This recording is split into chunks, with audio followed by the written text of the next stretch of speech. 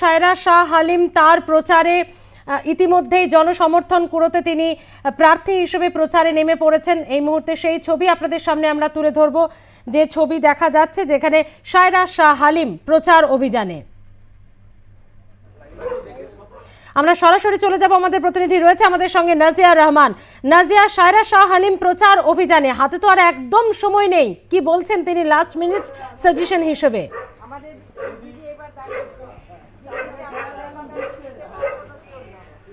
একেবারেই শেষ দফার প্রচার এবং শেষ দফার নির্বাচন, সপ্তম দফার নির্বাচন, এবং এই সপ্তম দফার নির্বাচনে কলকাতা দক্ষিণের লোকসভা কেন্দ্রের নির্বাচন আছে এবং কলকাতা দক্ষিণ লোকসভা কেন্দ্রের সিপিএম এর প্রার্থী শায়রা শাহ হালিম তিনি এই মুহূর্তে যাদবপুর বিশ্ববিদ্যালয়ের যে কর্মচারীদের কোয়ার্টার আছে সেই স্টাফ কোয়ার্টারের সামনে প্রচার করছেন। এই মুহূর্তে তাদের সঙ্গে কথা বলছেন।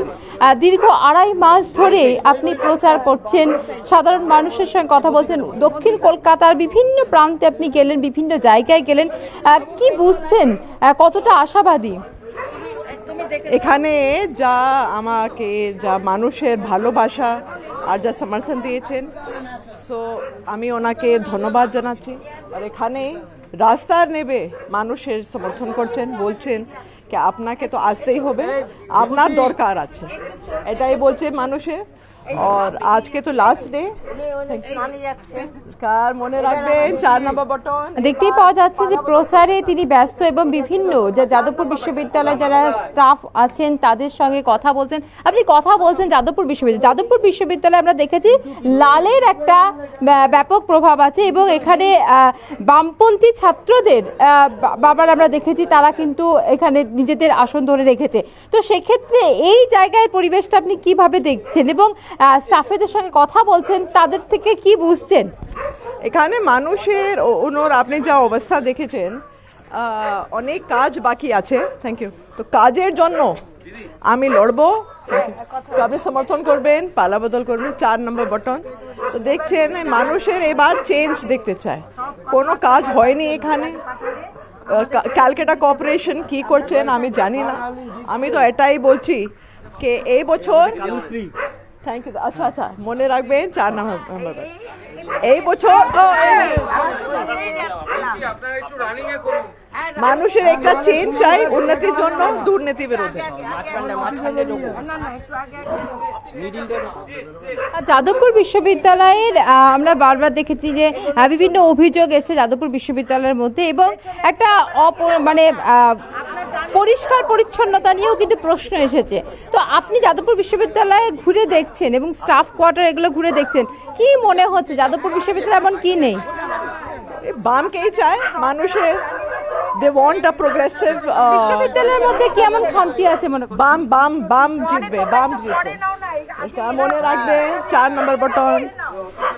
আপনি যা দুর্নীতি দেখছেন তৃণমূল কংগ্রেসকে, এবার আবার বামকে দেখতে চান, মনে রাখবে 4 নম্বর।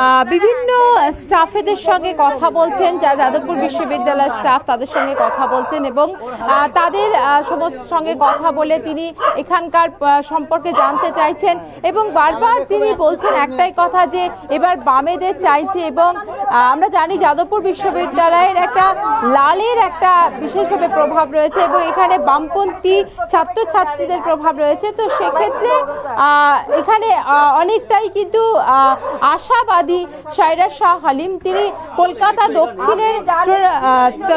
দক্ষিণের প্রার্থী, বামেদের প্রার্থী তিনি, এবং দীর্ঘ প্রায় 2.5 মাস ধরে তিনি এখানে প্রচার করছেন। সেই প্রচার করে মানুষের সঙ্গে কথা বলছেন এবং তিনি আশাবাদী যে এবার কিন্তু এই লোকসভা কেন্দ্রে অর্থাৎ দক্ষিণ কলকাতা লোকসভা কেন্দ্রে মানুষ